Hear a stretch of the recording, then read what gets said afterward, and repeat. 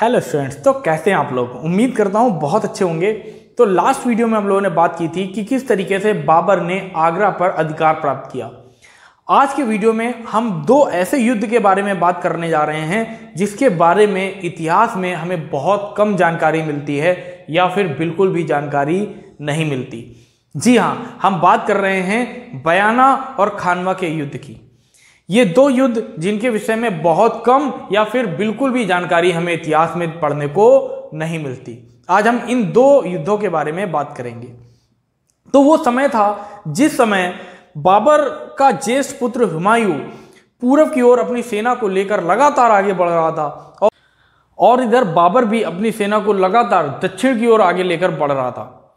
जब यह समाचार महाराणा संग्राम सिंह जी को पता चला, जी हाँ, महाराणा संग्राम सिंह जी जिन्हें हम राणा सांगा के नाम से भी जानते हैं, जब यह समाचार महाराणा संग्राम सिंह जी को पता चला तो उन्होंने अपनी सेना तैयार की और उसी ओर आगे बढ़े जिस ओर बाबर अपनी सेना को लेकर आगे बढ़ रहा था। राणा सांगा का मंतव्य बिल्कुल स्पष्ट था कि विदेशी आक्रांता को घेर कर उसे भारतीय पराक्रम का परिचय दिया जाए। लेकिन यहां पर जब बाबर को यह बात पता चली कि राणा सांगा अपनी सेना को लेकर बाबर को रोकने के लिए आ रहे हैं, तो उसने एक बहुत ही गहरी चाल चली। उसने 3 किलों को अपने साथ में मिला लिया और इन तीनों किलों को अपने साथ मिलाना कोई कठिन कार्य नहीं था, क्योंकि इन तीनों किलों के जो किलेदार थे वो मुसलमान थे और उन्होंने सहजता से बाबर के साथ में जाना स्वीकार किया। कौन कौन से किले थे? पहला धौलपुर का किला, दूसरा बयाना का किला और तीसरा ग्वालियर का किला। इन तीनों किलों के जो किलेदार थे वो मुसलमान थे और बहुत ही सहजता से उन्होंने बाबर की शरण को स्वीकार किया। जब यह समाचार राणा सांगा को पता चला तो उन्होंने बयाना पर अधिकार जमाने के लिए उस पर आक्रमण करने का निर्णय लिया। भरतपुर राज्य के बयाना नामक स्थान पर राणा सांगा की सेना को एक विशाल सैन्य दल का सामना करना पड़ रहा था, क्योंकि बाबर के साथ में आगरा दिल्ली की सेना तो थी जो उसे इब्राहिम लोदी को परास्त करने के बाद में प्राप्त हुई थी।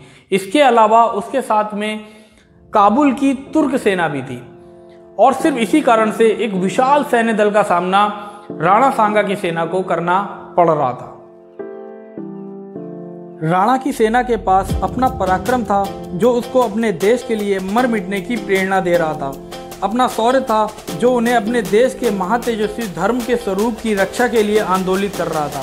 अपना तेज था जो अपने देश को रक्षित करने का संकल्प दिला रहा था। अपनी वीरता थी जो उनकी धमनियों में देशभक्ति का रक्त संचार कर रही थी। अपना साहस था जो उन्हें अद्भुत और विश्व के अप्रतिम रोमांच से भर रहा था और ऐसी दृढ़ संकल्प शक्ति थी जो उन्हें तोपों के सामने भी चट्टान की भांति टिके रहने के लिए अंतिम क्षणों तक प्रेरित कर रही थी। अब इस युद्ध में कुछ क्षण ऐसे भी थे जिस समय यह पता करना बहुत ही ज्यादा कठिन हो गया था कि अंतिम विजय किसकी होगी। लेकिन शीघ्र ही राणा की सेना का पराक्रम हावी होने लगा और शत्रु की सेना में भगदड़ मच गई। शत्रु सेना का मनोबल टूटने लगा और देखते ही देखते बाबर और बाबर की सेना युद्ध भूमि को छोड़कर भाग खड़ी हुई। बयाना की इस युद्ध भूमि ने अपना निर्णय हिंदुओं के पक्ष में सुना दिया था। राणा सांगा ने भी मातृभूमि को प्रणाम करते हुए परमपिता परमात्मा का हृदय से आभार व्यक्त किया, जिनके कारण से वो इस युद्ध को जीतने में सफल रहे थे। लेकिन यहाँ पर राणा सांगा ने एक बहुत बड़ी भूल की। ये कोई छोटी मोटी भूल नहीं थी। अब इसे रणनीतिक भूल बोले, कूटनीतिक भूल बोले या भारतीयों की परंपरागत सद्गुण विकृति, लेकिन ये बहुत बड़ी भूल थी कि भागते हुए सैनिकों का पीछा नहीं करना है। राणा सांगा को उस समय करना क्या था? राणा सांगा को उस समय उस भागती हुई सेना का पीछा करना था और बाबर को हमेशा के लिए समाप्त करना था। लेकिन उन्होंने ऐसा नहीं किया और इसी कारण से बहुत जल्द राणा सांगा को दिल्ली को प्राप्त करने के लिए एक और युद्ध की आवश्यकता अनुभव होने लगी। अब इस युद्ध के बाद बाबर और बाबर की सेना का मनोबल पूरी तरह से टूट चुका था। लेकिन अपने सैनिकों के मनोबल को बढ़ाने के लिए, अपने सैनिकों के मनोबल को ऊंचा उठाने के लिए बाबर ने एक बहुत ही गहरी चाल चली और वो चाल थी जिहाद की। जी हाँ, बाबर ने इस युद्ध को जिहाद का नाम दिया और मुसलमानों की मजहबी भावनाओं को इस युद्ध के साथ में जोड़ दिया। बाबर ने अपनी सेना को संबोधित करते हुए कहा, ऐ मुसलमान बहादुरों, हिंदुस्तान की यह लड़ाई इस्लामी जिहाद की है। इस लड़ाई में होने वाली हार तुम्हारी नहीं, इस्लाम की हार है। हमारा मजहब हमें बताता है कि इस दुनिया में जो पैदा हुआ है वह मरता जरूर है। हमको और तुमको सबको मरना है, लेकिन जो अपने मजहब के लिए मरता है खुदा उसे बाइश्त में भेजकर इज्जत देता है, लेकिन जो मजहब के खिलाफ मौत पाता है खुदा उसे दोजख में भेजता है। अब हमको इस बात का फैसला कर लेना है और समझ लेना है कि हम लोगों में बाहिश्त कौन जाना चाहता है। हमें हर सूरत में इस लड़ाई में शरीक होना है। कुरान को अपने हाथों में लेकर इस बात का आज तुम अहद करो कि तुम इस्लाम के नाम पर होने वाली इस लड़ाई में काफिरों को शिकस्त दोगे, और ऐसा ना कर सकने पर इस्लाम के नाम पर तुम अपनी कुर्बानी देने में किसी भी हाल में इनकार नहीं करोगे। बाबर के इस उत्साहवर्धक भाषण को सुनकर उसके सैनिकों में उत्साह का संचार हुआ और उनके टूटे हुए मनोबल को ऊंचा उठाने में भी बाबर सफल रहा। यहाँ राणा सांगा एक विशाल सेना को तैयार कर चुके थे। राणा की सेना में इस बार 1,20,000 सामंतों, सरदारों, सेनापतियों तथा वीर लड़ाकों की संख्या थी। इसके अतिरिक्त राणा की सेना में 80,000 सैनिक थे। 30,000 पैदल सैनिकों की संख्या थी। युद्ध में लड़ने वाले 500 खूंखार हाथी थे। इस प्रकार 2,30,000 सैनिक, सवारों, सरदारों, सामंतों और इन शक्तिशाली राजपूतों को लेकर राणा सांगा युद्ध के लिए रवाना हुए थे, जिनका संग्राम में लड़ना ही जीवन था।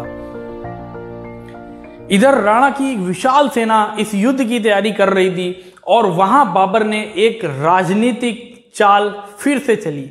वो राजनीतिक चाल ये थी कि उसने राणा सांगा के पास में एक संधि प्रस्ताव भेजा। अब हिंदू कभी भी विश्वासघात नहीं करता है और इसी वजह से वो बाबर अपने मंतव्यों में, बाबर अपनी चाल में सफल रहा और इस संधि वार्ता में लगभग 1 महीने का समय बीत गया। जो राणा सांगा की सेना में ऊर्जा का संचार था, जो युद्ध के लिए उनका रक्त खौल रहा था, वो धीमे धीमे ठंडा पड़ने लगा। अब शत्रु सेना पर विश्वास कर लेना, एक शत्रु पर विश्वास कर लेना राणा सांगा की एक बहुत बड़ी भूल थी। इधर जब बाबर ने देखा कि उसकी चाल पूरी तरह से सफल हो गई है, उसने युद्ध की घोषणा कर दी। जी हाँ, ये वही युद्ध है जिसे हम खानवा के युद्ध के नाम से जानते हैं। खानवा में युद्ध का वो मंजर बहुत ही भयानक था। इतिहासकार लिखते हैं कि आग के गोले बरसाती तोपों की परवाह ना करते हुए, धराशायी होते हुए भी मेवाड़ी वीर तोपचियों तक जा पहुंचे। वे तोपों को छीनने ही वाले थे कि विश्वासघात हो गया। राणा सांगा का एक विश्वस्त प्रमुख सेनापति सलहदी युद्ध के उस निर्णायक क्षणों में बाबर से जा मिला। दिन ढलते ढलते युद्ध का पालसा पलटने लगा। इस बीच किसी के तीर के प्रहार से राणा सांगा भी मूर्छित हो गए। कितने रोमांचकारी क्षण थे जब मातृभूमि की स्वतंत्रता के लिए संघर्ष कर रहे वीर अपने प्राणों की परवाह किए बिना आग की बरसती तोपों को छीनने के लिए तोपचियों पर झपटे थे। उनकी वीरता अद्भुत थी। खानवा के युद्ध में ना ही बाबर जीता था और ना ही उसकी तोपें, जैसा कि प्रसारित किया जाता है। खानवा के युद्ध में अगर कोई जीता था तो वो था विश्वासघात। तो मैंने इस इतिहास को आप लोगों के सामने रखने का प्रयास किया है। अब आप लोगों को ये बताना है कि आप लोगों को ये वीडियो कैसी लगी। अगर आप लोगों को ये वीडियो अच्छी लगी है तो वीडियो को लाइक कर दीजिए और इस वीडियो को ज़्यादा से ज़्यादा शेयर कीजिए, जिससे और भी लोगों तक ये जानकारी पहुंच सके। तो मिलते हैं आप लोगों से नेक्स्ट वीडियो में। तब तक के लिए कीप लर्निंग। जय हिंद।